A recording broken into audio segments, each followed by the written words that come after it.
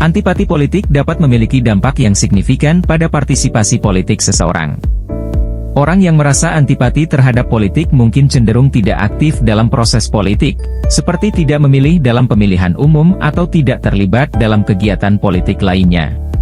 Mereka cenderung menganggap politik itu kotor, korup, hanya drama perebutan kekuasaan, dan menjadikan masyarakat hanya sebagai objek jualan elektoral. Hal ini dapat mengurangi tingkat keterlibatan demokratis dalam masyarakat. Apatis politik adalah sikap atau keadaan di mana seseorang tidak memiliki minat, perhatian, atau partisipasi yang signifikan terhadap urusan politik. Individu yang mengalami sikap apatis terhadap politik mungkin merasa bahwa politik tidak ada hubungannya atau berdampak bagi kehidupannya. Mereka acuh tak acuh atau tidak peduli terhadap proses politik, pemilihan umum, atau isu-isu politik karena mereka tidak tahu bahwa kebijakan politik sangat memengaruhi kehidupan mereka. Dalam usaha untuk memenangkan pemilihan umum, pileg, pilpres, pilkada, ada calon atau orang yang membantunya memberikan uang atau hadiah tertentu kepada pemilih agar memilih calon tersebut. Pemberian itu dapat diterima sebagai hal yang wajar, atau tidak bisa diterima. Berdasarkan hasil survei indikator yang dilakukan di Kabupaten Garut tanggal 4 hingga 14 Maret 2023, sekitar 49,7% masyarakat Garut bisa menerima politik uang sebagai hal yang wajar. 47,6%-nya menyatakan bahwa politik uang merupakan sesuatu yang tidak bisa diterima, dan tidak wajar. Dari 49,7% masyarakat Garut yang mewajarkan politik uang, 21,8% diantaranya yang benar-benar akan menerima hadiah tersebut dan sekaligus memilih calon yang memberi uang tersebut. 28,2% diantaranya akan menerima dan akan memilih calon yang memberi uang yang lebih banyak. 62,4% akan menerima uang tersebut, tapi masalah memilih calon ditentukan sendiri sesuai dengan hati nurani. 4,7% diantaranya tidak akan menerima pemberian tersebut. Jadi jika dilihat dari data survei indikator ini, yang benar-benar akan memilih dengan cara membeli suara melalui politik uang sekitar 30% dari 49,7% masyarakat Garut yang mau menerima dan mewajarkan politik uang. Kalau yang 30% ini dikonversi ke total jumlah pemilih tetap yang ada di Garut, artinya sekitar 14,7% orang yang akan benar dua memilih melalui politik uang dari seluruh masyarakat Garut yang memiliki hak pilih.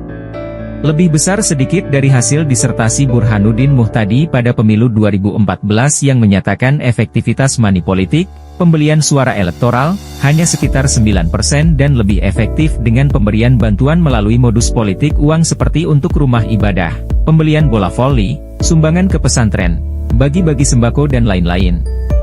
Meskipun hanya efektif di angka 20%. Disertasi Burhanuddin Muhtadi jauh lebih kecil dibandingkan kondisi efektivitas pembelian suara di Kabupaten Garut karena cakupan disertasinya di tingkat nasional yang melibatkan kota-kota di Indonesia yang memiliki persentase pemilih rasional yang lebih banyak.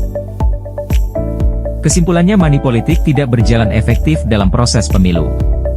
Hanya efektif diangkat 14,7% warga Garut dari uang para caleg yang tersebar di 47,6% warga Garut.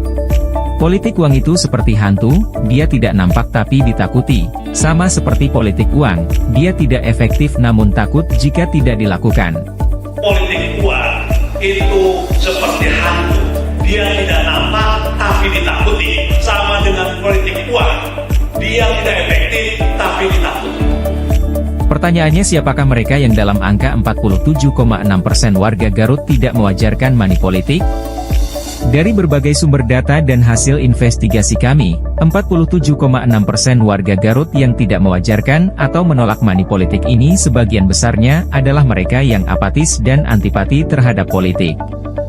Diperkirakan mereka memiliki kriteria dan segmentasi usia berkisar 18 tahun sampai 45 tahun. Dengan pendapatan keluarga di atas 4 juta. Pada realitasnya kategori orang yang apatis dan antipati terhadap politik acap kali tidak pula dijangkau oleh mereka yang menjadi tim sukses caleg atau struktur terbawah partai sebagai segmentasi kampanye politik. Hal ini menjadi bagian dari kekurangan tim sukses dan struktur partai di tingkat paling bawah dalam proses pekerjaannya, yaitu berkaitan dengan tipikal berpikir para tim sukses. Penyederhanaan proses berkampanye. Mereka seakan tidak mau berjuang, hanya ingin mencari cara yang mudah dalam proses berkampanye.